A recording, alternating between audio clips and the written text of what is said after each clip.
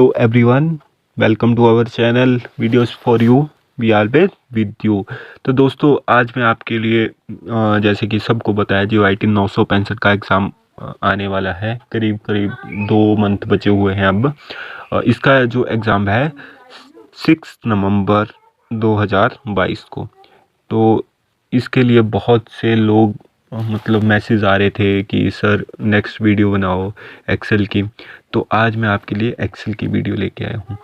तो एक्सेल की वीडियो जो भी मेरे दोस्त इस टाइम नए जुड़ रहे हैं हमारे चैनल से, प्लीज़ चैनल को सब्सक्राइब और वीडियो को लाइक शेयर एंड सब्सक्राइब कर दीजिएगा चैनल को। बहुत बहुत धन्यवाद। आज हम बात करेंगे MS एक्सेल। तो MS एक्सेल, तो पहली बात आती है MS एक्सेल। MS एक्सेल की फुल फॉर्म क्या होती है? MS से हो गया माइक्रोसॉफ्ट और एक्सेल। तो दोस्तों आगे की बात करते हैं। अब बात आती है दोस्तों MS एक्सेल क्या होता है, माइक्रोसॉफ्ट एक्सेल क्या होता है। तो दोस्तों जल्दी से बताना है मुझे MS एक्सेल क्या होता है। तो MS एक्सेल जो होता है, एक क्या होता है, आपके दिमाग में एक ही इमेज छप रही होगी कि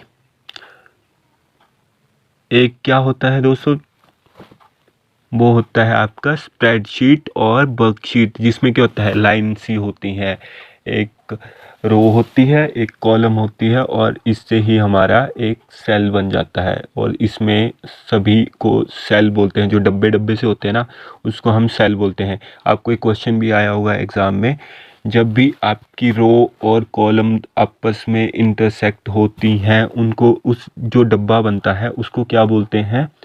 हम उसको सेल बोलते हैं। तो ये क्वेश्चन आया हुआ है, पहले भी 2-3 बार एग्ज़ाम में आया हुआ है कि जब इंटरसेक्शन होती है दोनों लाइंस की और जो डब्बा बनता है उसको क्या बोलते हैं? उसको बोलते हैं सेल। नेक्स्ट की बात कर लेते हैं। अब दोस्तों इसकी बात आती है कि इसका वर्क कहाँ कहाँ होता है। तो दोस्तों मैं बता दूं, जहाँ पे आप पहले तो बात कर लेते हैं स्कूल में आपको पता होगा, जब भी कोई टीचर हमारी फ़ीस कलेक्ट करते थे तो आपने देखा होगा एक कंप्यूटर में ऐड करते थे हमारी फ़ीस या मार्क्स ले लो आप। तो वहाँ पे बच्चों का नाम होता था, फिर सब्जेक्ट होते थे, फिर क्या होता था, आपके टोटल मार्क्स होते थे। तो ये जो रोज़ और कॉलम में लिखते हैं ना, उसको ही हम एक्सेल में काम करना बोलते हैं।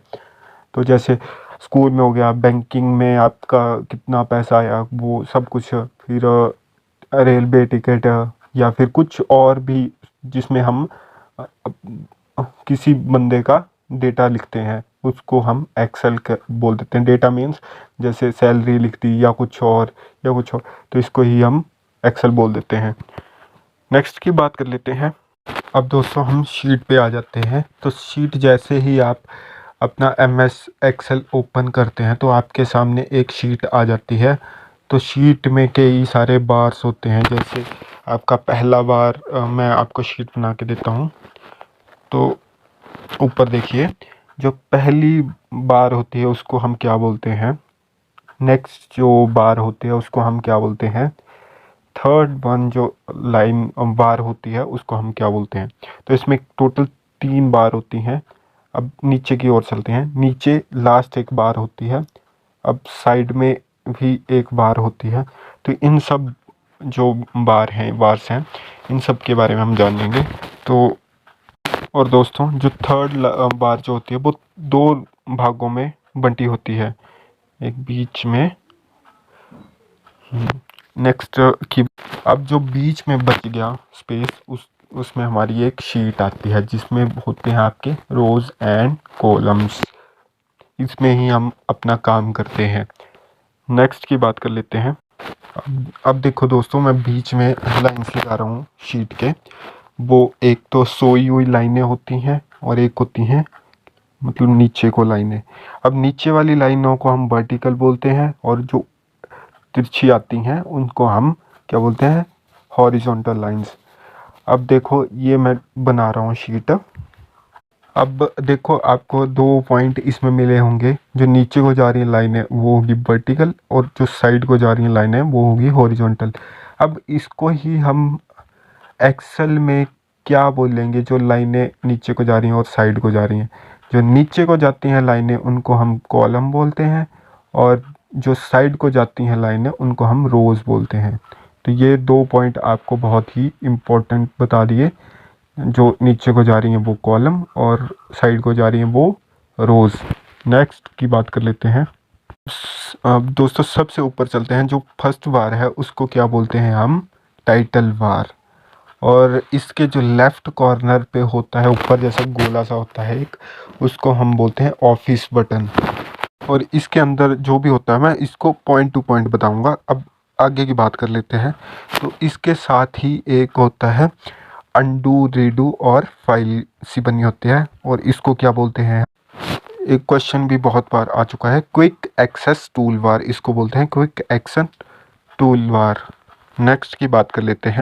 और साथ में दोस्तों मैं बता दूं आपको, इसके साथ में होता है इसका नेम, जो बाय डिफ़ॉल्ट जो होता है इसका नेम बुक 1।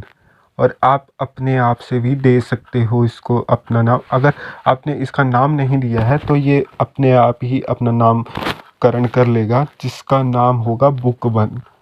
आप इसको अपने आप से भी अपना नाम दे सकते हो। और इसके राइट हैंड साइड पे 3 बटन होते हैं, मिनिमम, मैक्सिमाइज और क्लोज बटन। तो ये पहली आपकी बार जो है कंप्लीट हो चुकी है। मैं दोस्तों तब करवा रहा हूँ ये आपको, ताकि कुछ ऐसे स्टूडेंट्स हैं जो अभी जिनको मतलब पता नहीं है, तो मैं ये शुरू से ही करवा रहा हूँ।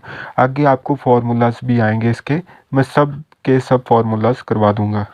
नेक्स्ट की बात कर लेते हैं। और इसके नीचे दोस्तों आपका आता है मेन्यू बार। तो मेन्यू बार में क्या क्या होता है, तो हम बात करते हैं मेन्यू बार के नीचे अंदर क्या क्या होता है। तो इसमें सब कुछ ही आ जाता है, जैसे फाइल होगी, होम हो गया, फिर फार्मूलास आ गए इसमें, फिर क्या होता है, और व्यू का ऑप्शन भी होता है, और रिव्यू का ऑप्शन भी आ जाता है इसमें। तो इसमें सारे ही आपके चार्ट्स भी आते हैं इसमें ही। तो सारे ऑप्शन इसमें आ जाते हैं मेन्यू बार में। जो जो आपको मेन्यू चाहिए होगा वहाँ पे क्लिक करेंगे और आ जाएगा।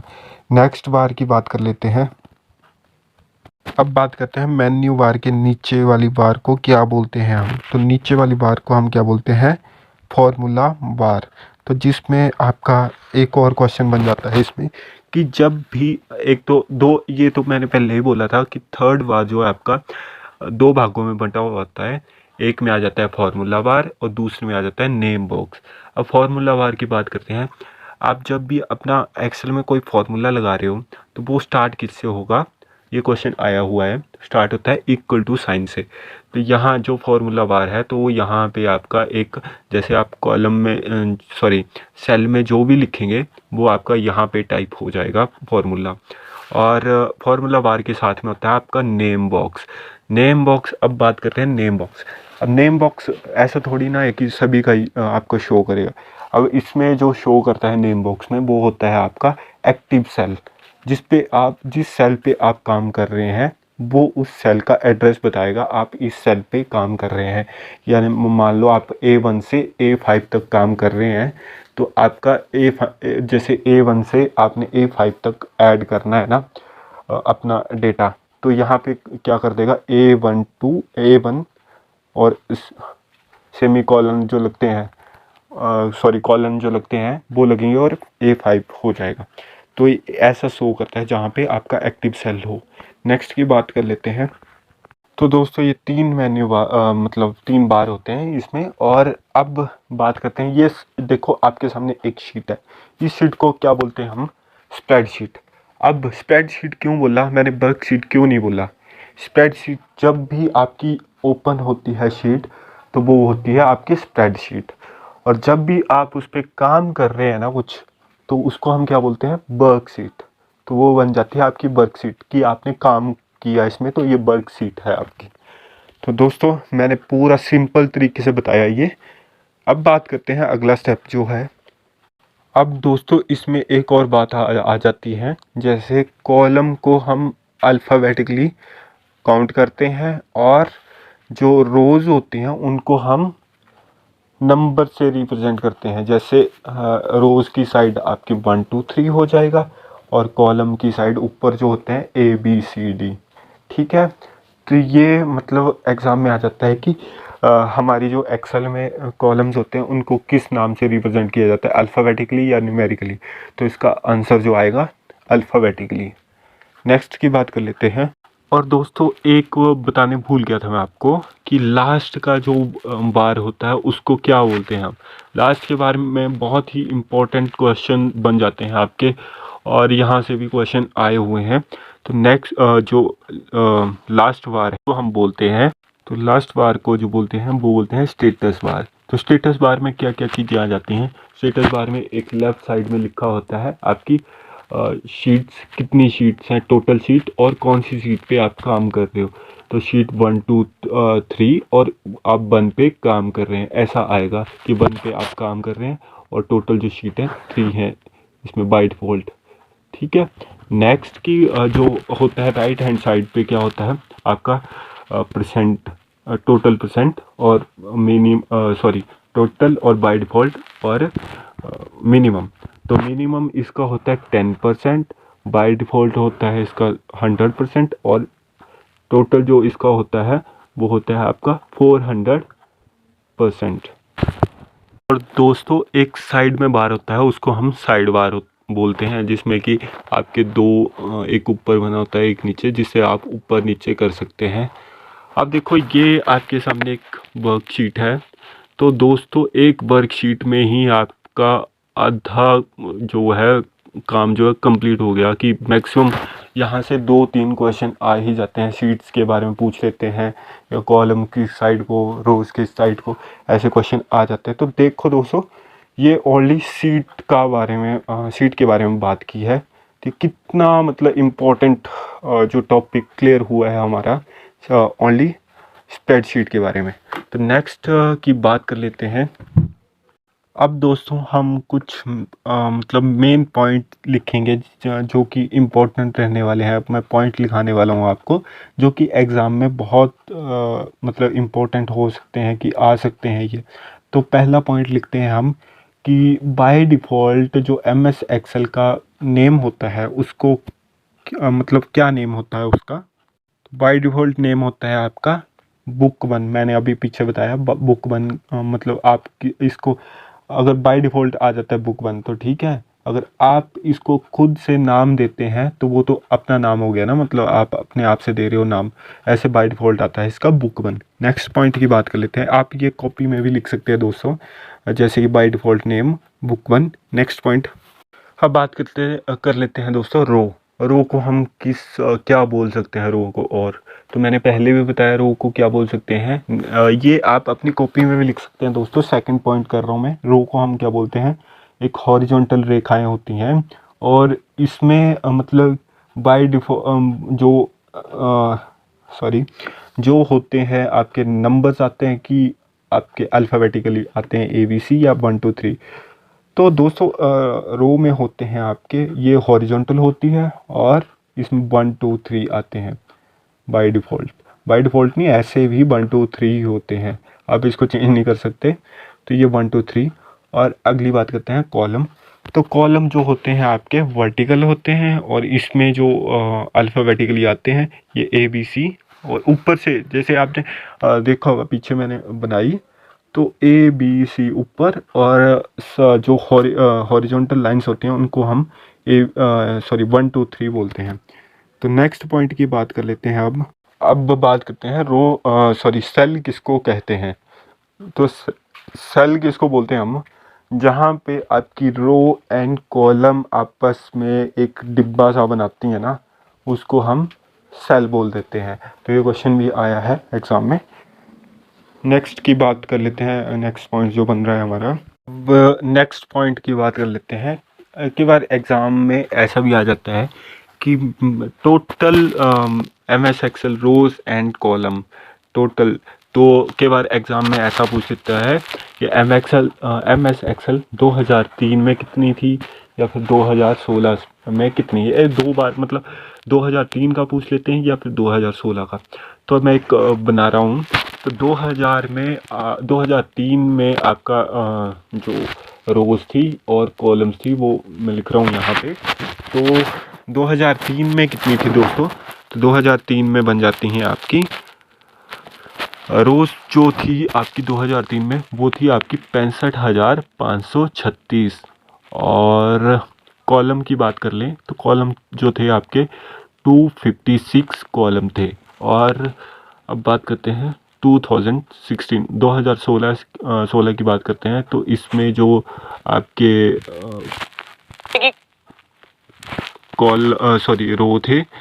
रो थी वो थी आपकी, इसमें ज़्यादा होगी थी दोस्तों। तो इसमें थी आपकी रोज़ 10,48,576। तो ये बन जाती हैं आपकी रोज़। और कॉलम जो बनते हैं आपके, वो होते हैं आपके 2016 में 16,384। ये आपके बन जाते हैं रोज़ एंड कॉलम। तो यहाँ से भी आपका क्वेश्चन पक्का है एक, कि टोटल रोज़ 2003 में या फिर टोटल रोज़ 2016 में कितनी है। तो ये बन जाता है आपका यहाँ से एक क्वेश्चन। नेक्स्ट की बात कर लेते हैं। अब बात कर लेते हैं जो MS एक्सेल में पहला जो सेल होता है उसको किस नाम से जाना जाता है, क्या नाम होता है उसका? तो उसका वो होता है नाम A1। ठीक है, तो ये पॉइंट भी आपका ज़रूरी है। इसको मतलब मैं तो बेसिक सा समझा रहा हूँ दोस्तों, आगे आपकी फॉर्मूलास आएंगे, बहुत सी बातें होंगी MS एक्सेल की। तो इसी वीडियो पर बने रहिएगा, नेक्स्ट की वीडियो बहुत ही जल्द आने वाली है। तो इसमें आगे जो बात करते हैं बाय डिफ़ॉल्ट फ़ॉन्ट साइज़ कितना होता है। तो नेक्स्ट पॉइंट लिख लो आप, बाय डिफ़ॉल्ट फ़ॉन्ट साइज़। तो इसका बाय डिफ़ॉल्ट जो होता है 8 से लेके 72 तक बाय डिफ़ॉल्ट होता है। आप 8 से लेके 72 तक इसको मतलब कर सकते हैं फ़ॉन्ट साइज़ को, इंक्रीज डिक्रीज जो भी। और मैनुअली नेक्स्ट पॉइंट लिख लो, मैनुअली जो होता है आपका, वो होता है आपका मैनुअली 1638। आप 1638 तक फ़ॉन्ट साइज़ इंक्रीज़ कर सकते हैं मैनुअली। ऐसे बाय डिफ़ॉल्ट जो होता है 8 से 72, और मैनुअली आप इसको 1638 तक कर सकते हैं आप इसको। नेक्स्ट की बात कर लेते हैं। एक्चुअली जो मैंने फ़ॉन्ट साइज़ मैनुअली बताया ना, वो मैंने MS वर्ड का बता दिया दोस्तों। इसमें जो मैनुअली होता है 1 से लेके 409 तक होता है। तो आप इसको प्लीज़ माफ़ कीजिएगा, ये 409 तक होता है। MS वर्ड का बता दिया था मैंने 1638। इसका जो होता है 1 से लेके आप 409 तक कर सकते हो मैनुअली, आप डिक्रीज़ और इंक्रीज़ कर सकते हो। नेक्स्ट की बात कर लेते हैं। अब दोस्तों बहुत ही इम्पोर्टेंट चीज़ बताने वाला हूँ मैं आपको। जैसे कि आप MS एक्सेल वर्कशीट में अब कोई भी एक सेल में कोई भी डेटा डालते हो, जैसे आपने मान लिया आप मान लो जैसे कि आपने डाल दिया, जैसे कोई भी बंदे का नाम डाल दो, राम, राम नाम डाल दिया, राम। तो राम मैंने जैसे अल्फ़ाबेटिकली कोई भी सेल में लिखा, जैसे मैं सेल बना रहा हूँ और इसमें लिख दिया मैंने राम। तो जैसे ही आप इस नेम को डालेंगे तो बाय डिफ़ॉल्ट ये किस साइड चला जाएगा, ये आपका लेफ़्ट साइड हो जाएगा। तो ये वो क्वेश्चन भी आ चुका है कि बाय डिफ़ॉल्ट आपका जो अल्फ़ाबेटिकली डेटा होता है वो किस साइड ऐसे होता है, मतलब किस साइड, मतलब लेफ़्ट साइड या राइट साइड चला जाता है। तो ये बाय डिफ़ॉल्ट अल्फ़ाबेटिकली आपका जाता है लेफ़्ट साइड। और जब भी आप कोई नंबर डालते हो, जैसे मान लो 1 2 3 नंबर डाल दिया आपने किसी सेल में, तो वो बाय डिफ़ॉल्ट कहाँ जाएगा, राइट साइड। ये दो क्वेश्चन बहुत ही इम्पोर्टेंट हो जाएंगे, एग्ज़ाम में बहुत बार पूछे गए हैं कि बाय डिफ़ॉल्ट जो न्यूमेरिकल डेटा होता है वो किस साइड जाता है, लेफ़्ट साइड या राइट साइड। तो आपका आंसर क्या होना चाहिए, राइट साइड। राइट साइड कौन सा बताया मैंने, न्यूमेरिकल, और लेफ़्ट साइड कौन सा बताया, अल्फ़ाबेटिकली। तो ये बहुत ही इम्पोर्टेंट क्वेश्चन बता दिए मैंने आज। दोस्तों आज ऐसा करते हैं कि बहुत लंबी हो जाएगी ये वीडियो, और फिर मतलब ये होता है कि ज़्यादा मतलब कर लें तो अच्छा नहीं रहता। जितना मतलब उपयोगी हो एक दिन में, जितना मतलब आप आज आपने क्या समझा, शीट, वर्कशीट समझी कि क्या होता है क्या इसमें। नेक्स्ट की वीडियो में आगे हम क्या करने वाले हैं, वो करने वाले हैं फार्मूलास आगे क्या क्या होता है इसमें वो भी करेंगे, सब कुछ करेंगे, इसका कवर कर लेंगे, चार्ट्स के बारे में देखेंगे, फार्मूलास हो गए, सब कुछ ही कर लेंगे इसके बारे में।